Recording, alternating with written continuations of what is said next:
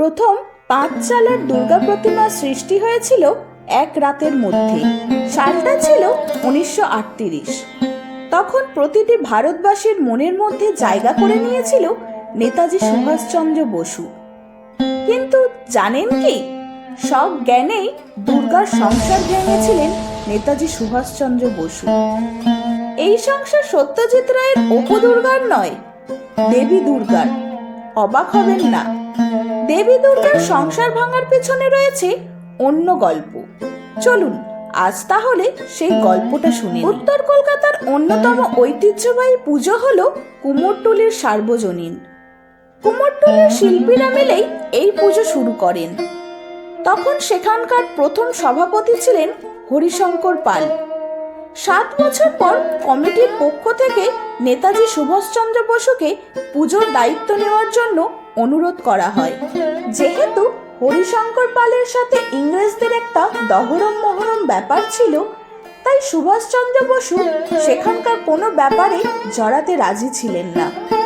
পরে যখন কমিটির সভাপতির পদ থেকে হরিশঙ্কর পাল সরে গিয়েছিলেন, ঠিক সেই বছর অর্থাৎ 1938 সালে কুমোরটুলি সার্বজনীনের নতুন সভাপতি হলেন সুভাষচন্দ্র বসু। মণ্ডপে চলে এসেছে এক চালার দুর্গা প্রতিমা। হঠাৎই পঞ্চমীর দিন ঘটে গেল এক দুর্ঘটনা। মণ্ডপের গায়ে আগুন লাগে, মণ্ডপ প্রতিমা সব পুড়ে ছাই। রাত পোহালে ষষ্ঠী, মায়ের বোধন। নেতাজি ছুটে গেলেন শিল্পী গোপেশ্বর পালের কাছে। বললেন, যেভাবেই হোক এক রাতের মধ্যে ঠাকুর তৈরি করে দিতেই হবে। সে কথা শুনে গোপেশ্বর বাবু বলে উঠলেন, তা কি করে সম্ভব? মুহূর্তের মধ্যে নেতাজি সিদ্ধান্ত নিলেন, আলাদা আলাদা করে প্রতিমা গড়া হবে।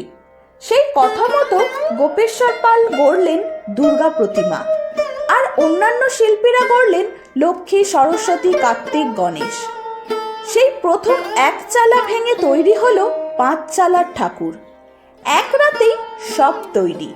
ষষ্ঠীর দিন মণ্ডপে এলো প্রথম 5 চালার ঠাকুর, যা সম্ভব হয়েছিল নেতাজি সুভাষচন্দ্র বসুর জন্যেই। এভাবেই এক চালার ঠাকুর 5 চালার ঠাকুরে রূপান্তরিত হয়। আজকের ভিডিওটি এখানেই শেষ করলাম। ভিডিওটি ভালো লাগলে ভিডিওটিতে একটি লাইক আর চ্যানেলটিকে সাবস্ক্রাইব করবেন।